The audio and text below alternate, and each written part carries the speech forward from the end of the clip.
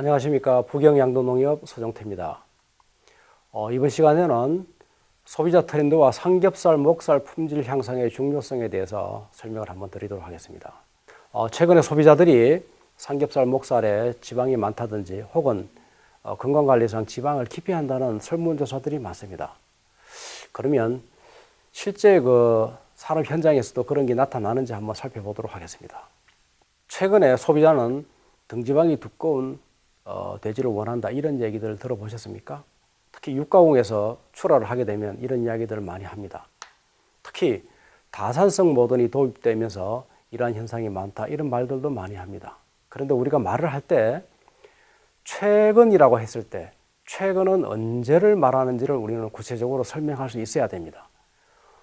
한 달 전을 이야기하는지, 1년 전을 이야기하는지, 10년 전을 이야기하는지, 그리고 또 두 번째, 소비자는 했을 때 소비자는 누구를 말하는가?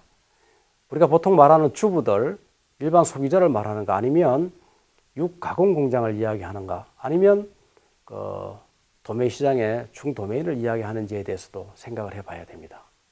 그리고 등지방 두께가 두꺼운 것을 좋아한다 이랬을 때 등지방 두께라는 개념은 과연 몇 미리를 말하는지, 그게 구체적으로 이야기되지 않으면 우리가 개선할 방향을 잡지 못한다는 거죠. 이런 것들에 대한 개념에 대해서도 한 번 더 생각해 보도록 하겠습니다. 자, 그러면 최근 소비자들은 두꺼운 등지방을 좋아한다고 했을 때 왜 이런 말이 나왔는지 한번 우리는 생각해 볼 필요가 있습니다. 왜 그런가 하면 일반 소비자들은 등지방을 구매해 본 적이 없습니다. 판매도 하지 않습니다. 등지방이라는 것은 대부분이 다 육가공 회사로 햄 소세지 만들 때 공급되는 게 일반적이죠.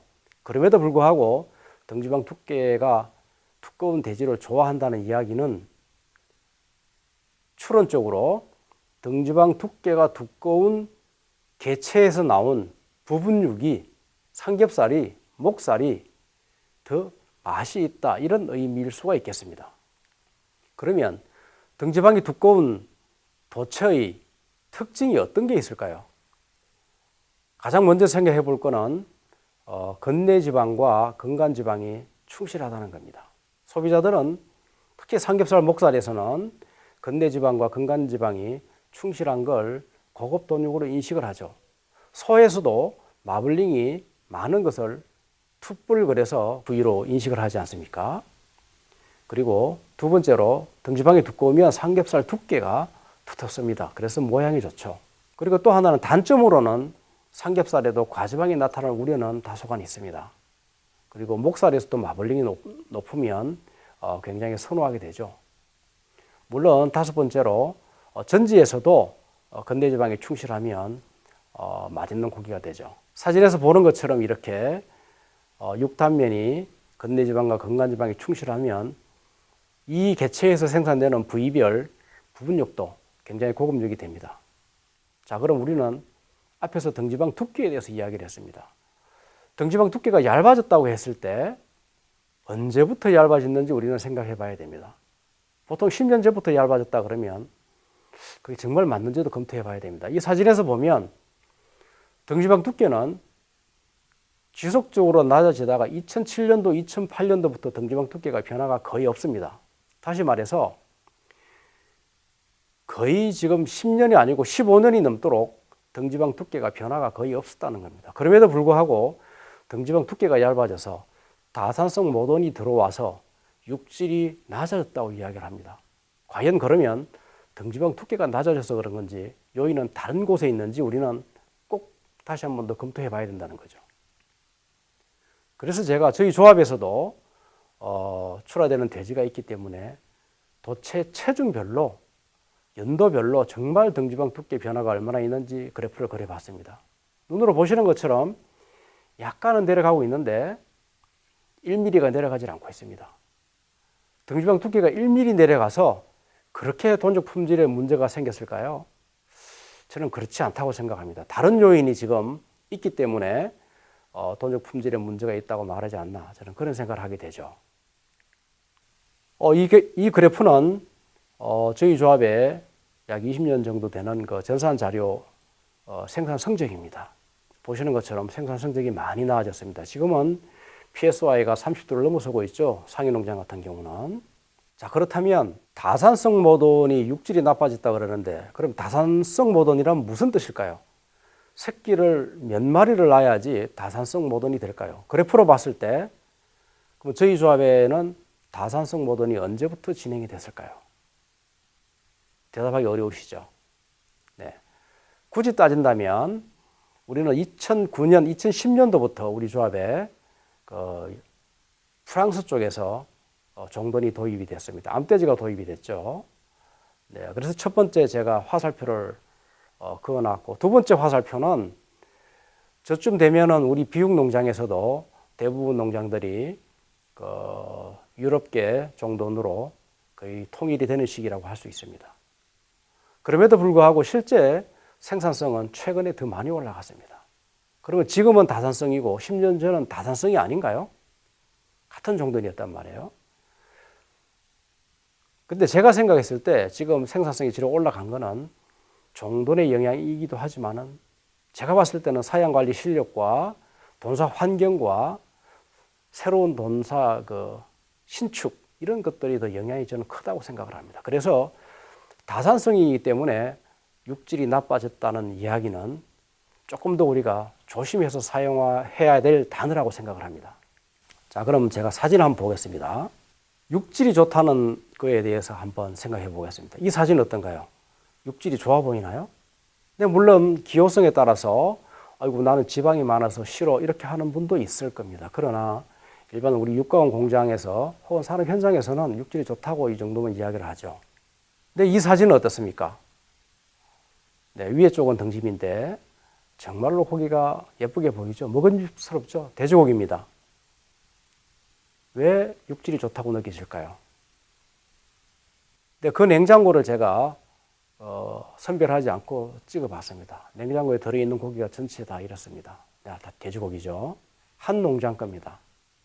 근데 이거는 목살이죠. 육질이 좋아 보이나요? 근데 이거는 건내지방이 넘버 5일 때 이 정도 고기가 나옵니다. 현재 우리나라 돼지고기에 건내지방이 넘버 5 정도 되려면 대략 5% 미만입니다. 한 4% 정도 나오죠. 과거에는 이게 한 7%까지도 나왔는데 이런 고기가 요즘은 잘 나오질 않습니다. 네, 건간지방도 좋고 건내지방도 좋죠. 그래서 우리가 육질이 좋다고 이야기를 합니다.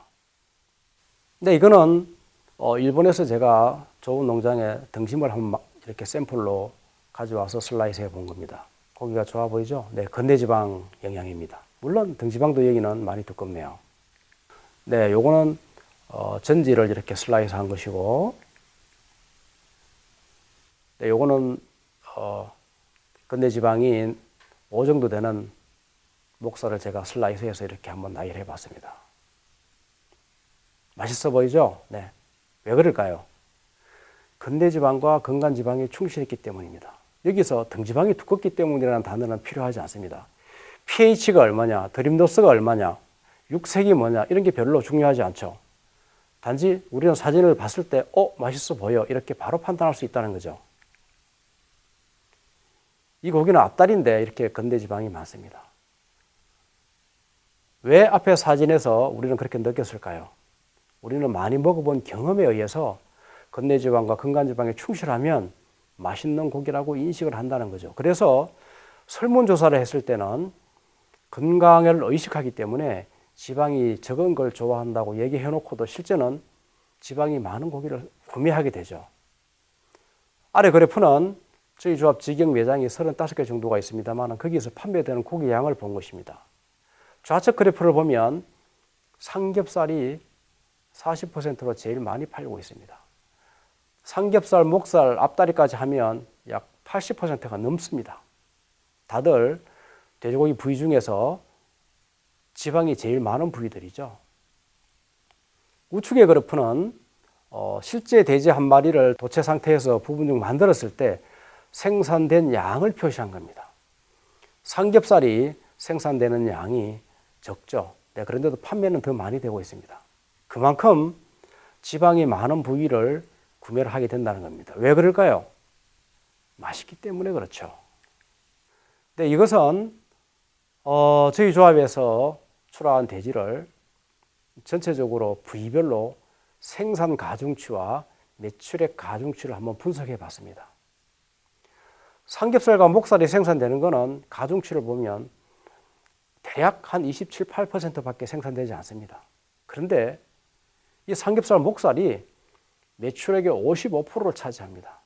다시 말해서 우리나라 양돈 산업에서는 삼겹살, 목살이 매출액을 다 커버해내고 있습니다. 이 가격이 떨어지면 우리 양돈 산업 전체가 흔들리게 됩니다.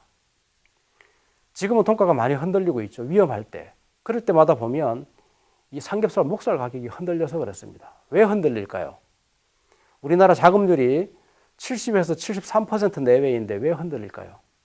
수입이 많이 되기 때문에 그렇습니다. 주로 삼겹살, 목살이 수입이 많이 되기 때문에 그 가격이 흔들리면 우리나라 통가도 같이 흔들리게 되죠. 네, 이번 그래프에서 보시는 것처럼 저희 조합에 최근 10년간 삼겹살, 목살 부위별 그 매출액 가중치를 한번 비교해 봤습니다. 보시는 것처럼 삼겹살 가치는 계속 늘어가고 있습니다. 10년 전보다 계속 삼겹살 가치가 늘어간다는 것은 10년 전에 만약에 소비자 선호도를 조사했을 때 건강을 생각해서 10년 후에 삼겹살을 먹지 않을 것이다. 왜? 지방이 많아서 건강에 문제라서 대답을 할 것입니다. 그런데 그 10년이 지난 지금도 보면 삼겹살 양이 더 늘어나고 있습니다. 그리고 가중치도 높아지고 있죠. 삼겹살, 목살의 가치가 계속 올라가고 있다는 것이죠. 뿐만 아니라 이번 그래프를 보면 우리나라에서 분명히 돼지 한 마리를 잡으면 27, 8% 내외만 삼겹살이 생산이 되고 있습니다. 그런데 소비자들이 먹는 양은 실제로 30에서 40%를 먹고 있습니다. 왜 그럴까요? 우리나라에서 공급하는 삼겹살 양으로 부족해서 수입류까지 가지고 와서 삼겹살을 채우고 있다는 거죠.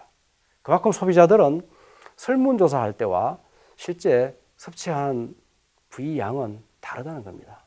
그래서 삼겹살, 목살이 가치가 올라가고 삼겹살, 목살의 품질을 향상시켜야만이 수입력에 경쟁력을 가질 수 있다는 겁니다.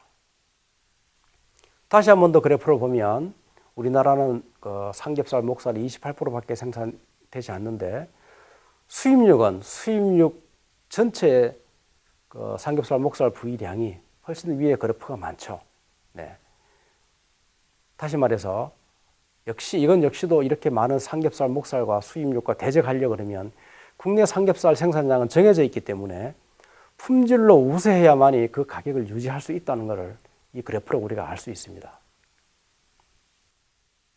네, 이 그래프 역시 보면 세월이 지날수록 최근에 다가올수록 수입 삼겹살, 목살 양이 늘어나고 있습니다. 지방이 많은 부위죠. 설문조사에서는 지방 많은 걸 기피한다고 하는데 그럼에도 불구하고 실제 우리나라 돈육 소비량이 늘어나는 것의 대부분은 삼겹살, 목살입니다. 지방이 많은 걸 좋아합니다. 제가 안타까워서 삼겹살, 목살에 대해서 자급률에 대해서 제가 한번 계산을 해봤습니다. 현재 우리나라 전체 사육두수를 1100만 두로 봤을 때 삼겹살 같은 경우는 자급률이 53%밖에 되지 않습니다.